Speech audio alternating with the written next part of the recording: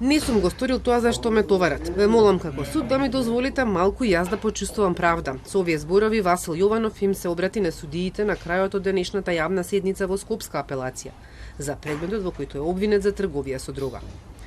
Кривичниот суд Литовска му пресуди заводска мерка да оди во поправен дом. Додека траеше жалбената постапка, на 29 јануари тој ноќта смртно ја прегазува Фросина Кулакова на пешачки премин под дејство на алкохол и без возачка дозвола. На 7 февруари апелација преиначи казната во ефективен затвор 3 години и 10 месеци.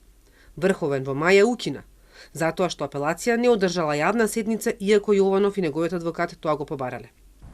Адвокатот на Јованов денеска рече дека казната да оди во поправен дом е добра, за да му се даде шанса на млад човек да увиди дали и колку сгрешил и да има можност да се рехабилитира под надзор на судот.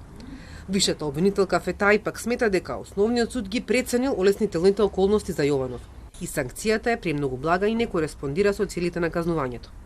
Самиот факт дека обвинетиот не ја признал својата вина пред судот и доброволно да ги прифати последиците на своето однесување, со што би покажал каење за стореното, доволно зборува за неговата свесност и истрајност како млада личност да се занимава со продажба на наркотична дрога во станови специјално изнајмени за таа намена, што е доволна слика за неговата ниска морална свест и лукративни побуди на лесен начин да дојде до профит на незаконит начин. Јас ќе ја упатам колешката да ја прочита изјавата на Јованов од завршни зборови, за да се увери дали тој изрази искрено жалење. Во однос на санкцијата се наметнува прашањето дали досега изречените казни на малолетни сторители на затворски казни за дрога ја исполниле целта на казнувањето.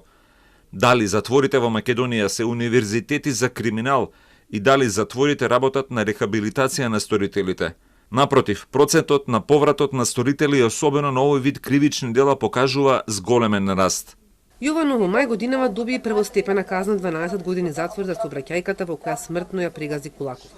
Одбраната веднаш најави жалба, обвинителството најави дека до понеделник ќе се произнесе. Оттаму за Телма денеска потврдија дека веднаш по приемот на пресудата обвинителството вложило жалба на висината на изречената казна и бараат построга. До правосудното уклучување на постапката за